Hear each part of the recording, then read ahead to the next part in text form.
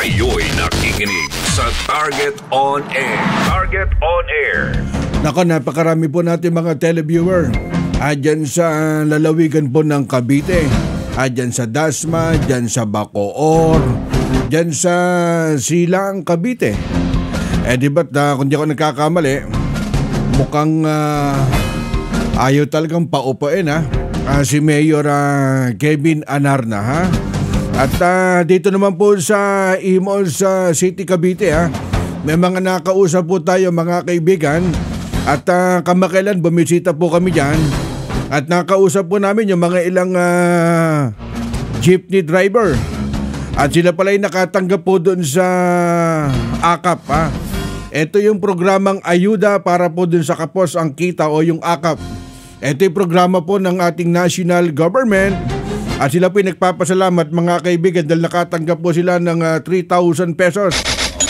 Kumbaga 3,000 sa bawat isang driver Ito po yung programang ayuda para sa kapos ang kita At yan po ay pinangunahan ni Mayor Alex Advincula mula dyan sa Imos City, Cavite At may mga nagsend nga sa atin, sila po ay nagpapasalamat dahil yung kauna-unahang government-owned laboratory sa Calabarzon abay bukas na.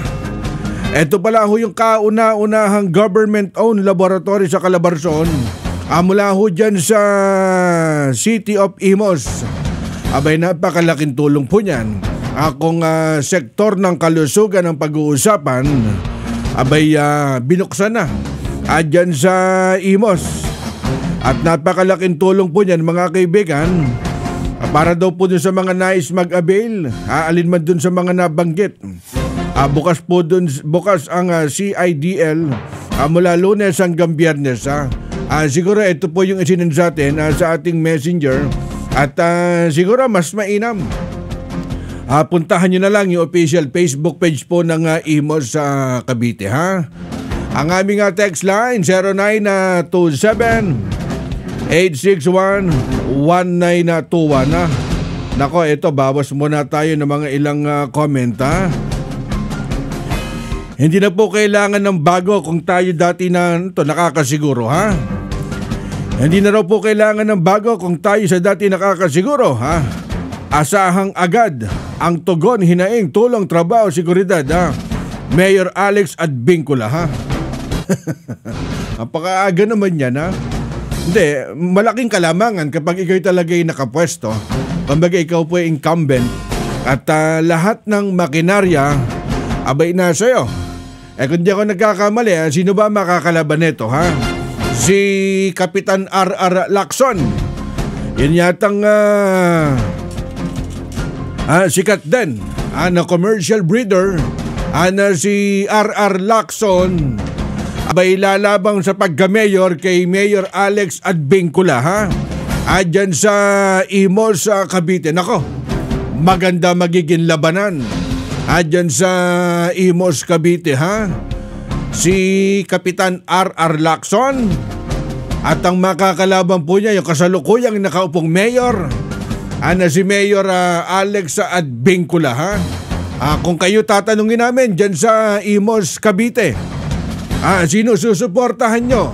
Yung nakaupo o yung bago dyan sa Imos kasi may mga nakausap po kami dyan.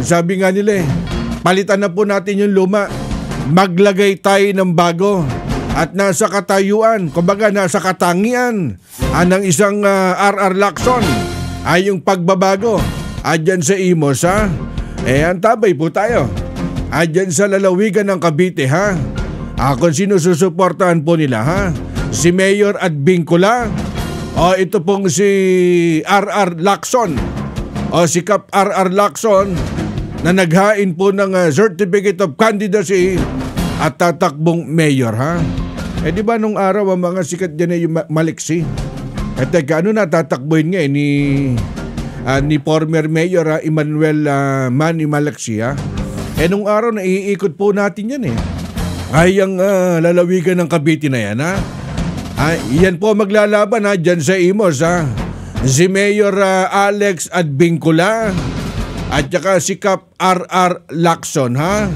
Kung kayo tatanungin namin mula dyan sa Imos sa Cavite, sino ang susuportahan nyo? Si Mayor Alex Advincula na sinasabi po nila hindi na kailangan ng bago.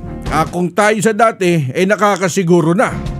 Asahang agad ang tugon, hinaing, tulong, trabaho, seguridad. Mayor Alex Advincula, ha? At ito naman po si Cap R.R. Lacson, may mga nagsasabi naman, abay palitan naman natin yung luma at ipadama po natin yung serbisyo mula ho dyan sa Imos, ha? Bukas po ang aming text line 0927-861-1921, ha? Nako, pagbalik natin at kumuha tayo ng update mula ho dyan sa Senate. At nakasalang na po si Pastor Apollo Kibuloy. Kayo'y nakikinig sa Target On Air. Target On Air.